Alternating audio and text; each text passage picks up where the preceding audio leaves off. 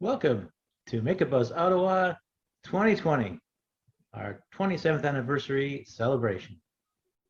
LiveWorkPlay acknowledges that our office and the homes and workplaces of most of our staff, volunteers, and supporters are here in the Ottawa area community on the unceded territory of the Anishinaabe Algonquin Nation, whose presence here reaches back to time immemorial.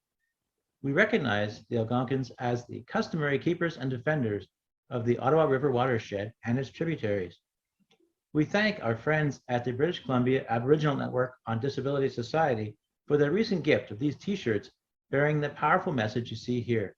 It reminds us of the intersectionality of issues of disability and exclusion that are present across all geographies and cultures. We also acknowledge a shared history of historic systemic oppression, including through segregation and abuse in mass institutions.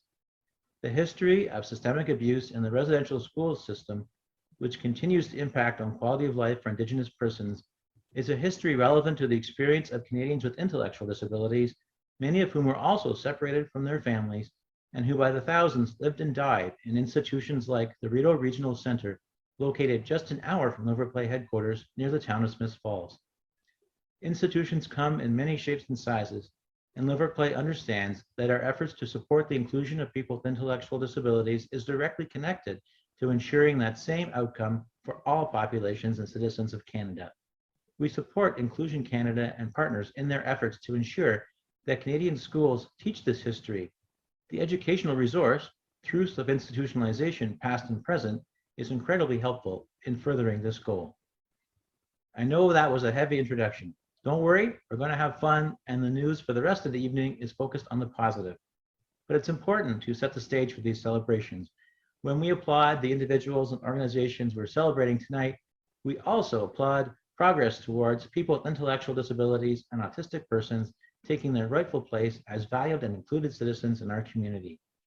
If you were logged in earlier, you'd have seen slides showcasing the more than 100 items available for bids in our online charity auction. What incredible generosity from our local community. To be honest, when I was talking with Roberta McKenna and Wendy McEwen, our two staff leaders on the auction, about whether or not we should even be doing an auction this year, given the difficult times the business community has endured, we decided it was okay to ask, and we'd understand completely if donations were down. Well, you can see for yourselves. We don't have the big dollar items of the past, but so many of the smallest shops and restaurants have stepped up and donated. We really appreciate the support. Without closing your Zoom window, please do check out the auction. You can get there with the shortcut busybusy.ca/auction22. Once you register to bid, you can even get updates on how your bids are going. The bidding will end at 8 p.m. sharp. If you are a little short on cash, but you'd like to be a part of it, please note that you can buy a 50-50 ticket for just $5, and we'll be doing that draw at the end of the first part of our show tonight, right before Kenny Hayes, who will take the virtual stage and lead us in music and song. Thanks.